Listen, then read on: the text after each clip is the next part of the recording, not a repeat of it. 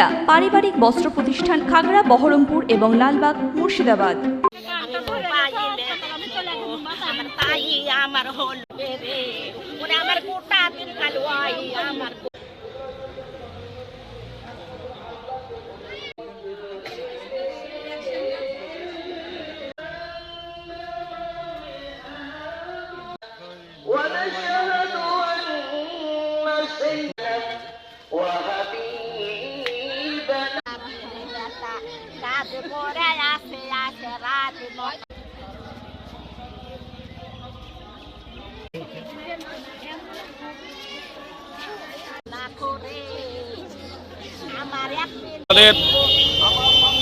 আমাদের ছয়ঘড়ি পশ্চিমপাড়া হাফিজিয়া মাদ্রাসার বাৎসরিক জালসা বহু লোকের সমাগম হয়।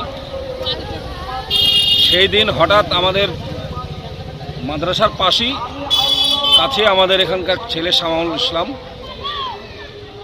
আজ বিদ্যুৎপৃষ্ট হয়ে মারা গেছে।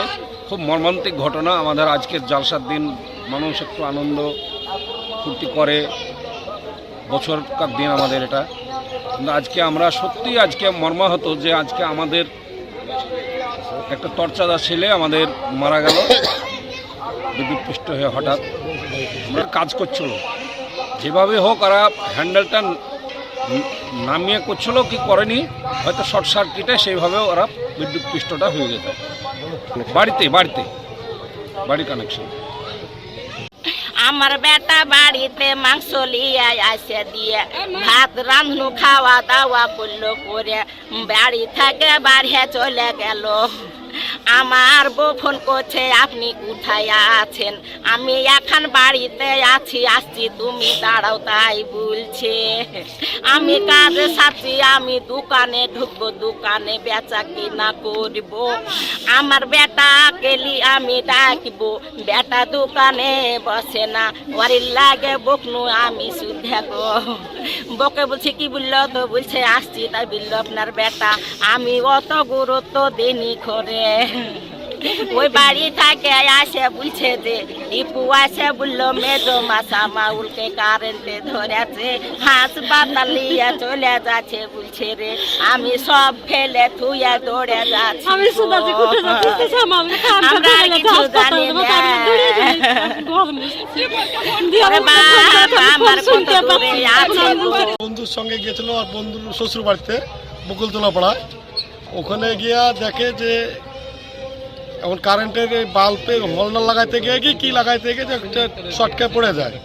এবার এখানে প্রথমত ট্রিটমেন্ট হয়, মানে সবাই গায়ে হাত পায়ে তেল দিয়ে ডলার পরে প্রাথমিক চিকিৎসা করার পরে আমরা ইসলামপুরে পাঠাই। ইসলামপুর থেকে আবার ট্রান্সফার করে বহরমপুর পাঠাই। বহরমপুরে গিয়ে দেখতে শোনা যাচ্ছে এখন ডেড বডি হয়ে গেছে।